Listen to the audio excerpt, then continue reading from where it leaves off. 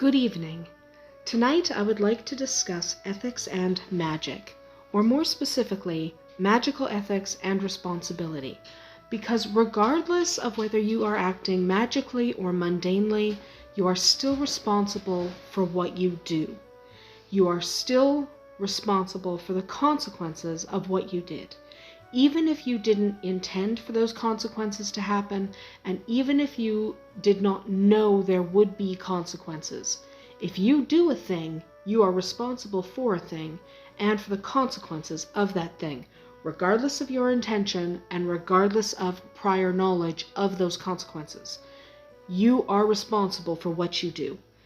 And for the most part, those choosing to work magic do want some sort of ethical guideline, some type of balance. And that's a good thing because I think we have all experienced that what we do comes back to us. And what goes around comes around. We have all experienced that even in our mundane life. The energy you send out is coming back to you. Karma, that kind of thing. And that tenet holds true through a lot of spiritual systems because we can all figure out that happens. We do something and eventually it comes back to haunt us. That happens all of the time. So because of that, it's a good idea to kind of have an ethical framework for working magic, just to make sure you yourself don't catch the consequences of something you didn't intend to happen.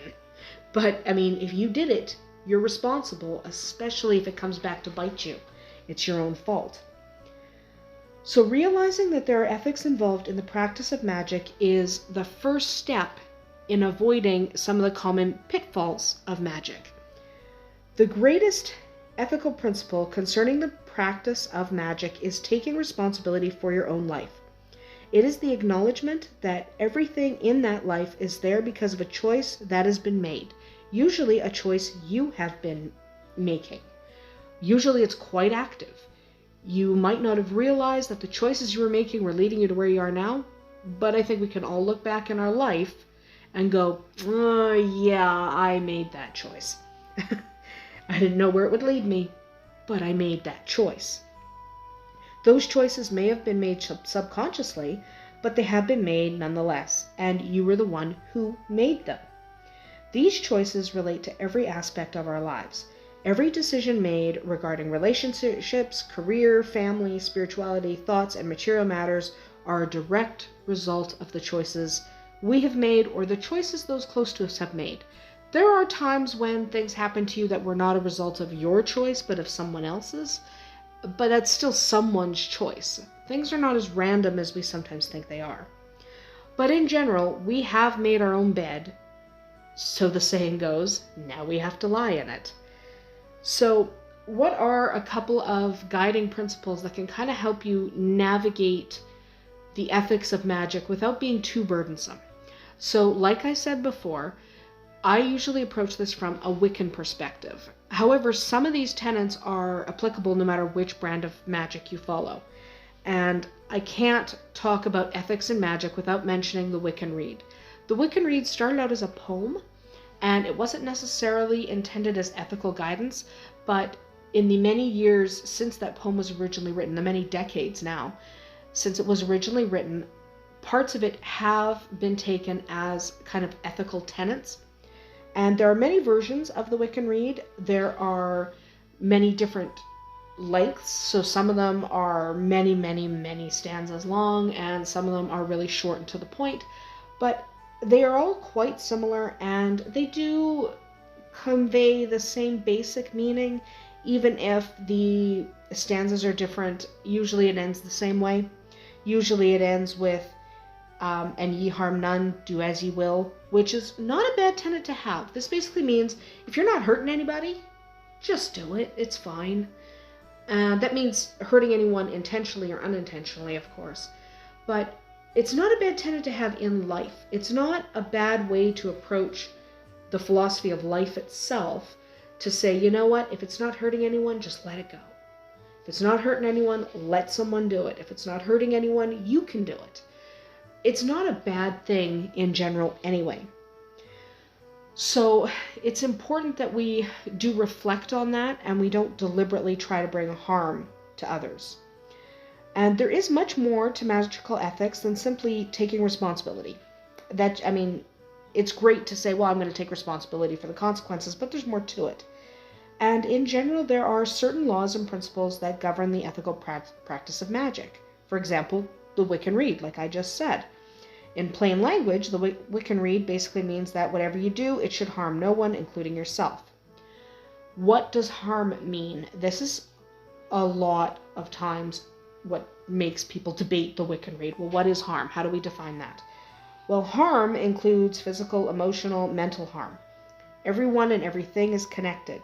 Harm to one does harm to all, which is one of the reasons why we have this tenet. Because harm can mean different things to different people, you are going to have a lot of different views on many different issues that are issues in the world. They're also issues within the magical community. So even among people who say, okay, I'm going to harm no one with my magical practice, I'm going to harm no one in my life if I can avoid it, you're still going to have very different takes on things like abortion, vegetarianism, participation in war, because what causes harm can be very nuanced. And of course, there are exceptions for things like self-defense and the protection of others. And so it's not as simple as saying this hurts someone. Sometimes it is. Sometimes there are clear cut, if you do that, this person gets hurt, don't do it. And that's fine. But the world is more nuanced than that. So it is important to remember when you're applying something like the Wiccan Rede to your life, you can't necessarily just be, well, this is the be-all and end-all, because there is nuance. There are many forms of harm, and it can be difficult to avoid them all. One of the most difficult things to resist is blanket statements. This hurts everyone. Not necessarily. So there are things like, obviously, murder is harm. You murder someone, you have harmed them. Don't do that. But there are also moments where you may have to cause harm to one to protect another. It's very nuanced. It's important to remember that when you're working your magic, because protection magic can bring harm. It's just the way it is, and it's unfortunate. As long as the protection spell itself is not concocted to do harm, sometimes things happen. If the original goal of that protection spell was to protect somebody, and someone who is trying to hurt that person inadvertently comes to harm, that's not necessarily a violation of harm none. Because you're trying to protect someone. You did protect someone, and sometimes it's just the way it is. Okay? The most important part of harming none is consent. So it can be really difficult at times to not interfere in the lives of others. It is really difficult to resist. So one of the best things to do when it comes to working magic that can interfere in the lives of others is to work from a framework of consent. An ethical practitioner will not perform magic for anyone or on anyone without first obtaining their informed consent. If someone does not want the help that magic can offer, it's wrong to force it upon them. So, protection spell. I might want to cast a protection spell on my sister to keep her safe. She's in a dangerous line of work. However, if she does not consent to that, then that's violating her own personal autonomy and bringing a form of harm to her, even if my intentions are good.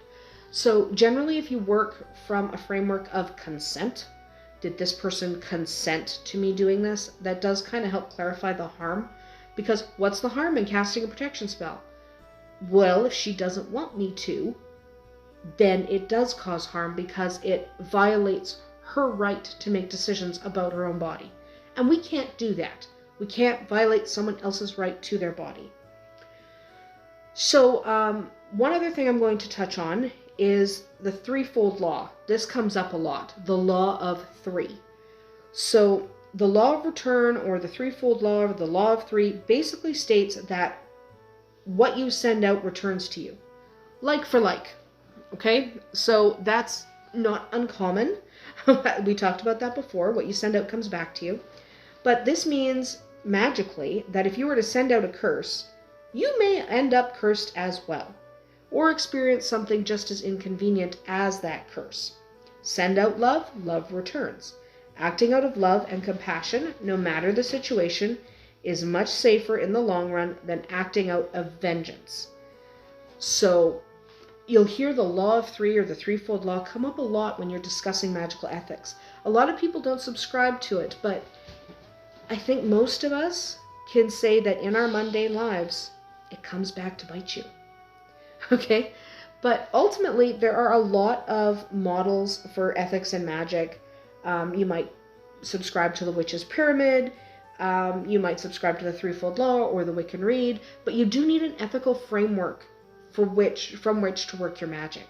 It's really important that you have somewhere to start, some kind of guidance. Otherwise, it's just a free-for-all, and a free-for-all tends not to help you very much. So you definitely want to have an ethical framework for your practice of magic to avoid harm to others, to avoid harm to yourself, and a way to check yourself. A way to go, does this align with my ethical beliefs? The application of ethics to the practice of magic is an important factor when deciding to follow a magical path. The connection that is made between the subconscious mind and the higher self will depend, at least at some point, on your own moral compass. Truly embracing magical ethics will only serve to enhance the magic within, and it will only help you in the long run. So, whatever your magical framework is, ethically speaking, you do want to make sure you have something, you have that guidance. And I'm not telling you what your ethical framework should be. That is for you to decide. But it is something to think about before you start the active practice of magic, because at least it gives you somewhere to start, and it gives you a way to stop and think. And at the very least, the idea of consent has to make its way into your ethical framework. You shouldn't do things to people or for people against their will. That is about it for today. I have just noticed how long I have been talking. So we will continue next week with the dangers of magic. Somebody had asked because I had mentioned it, so we will start to talk a little bit about some of the dangers and pitfalls of magic next week. Until then, blessed be.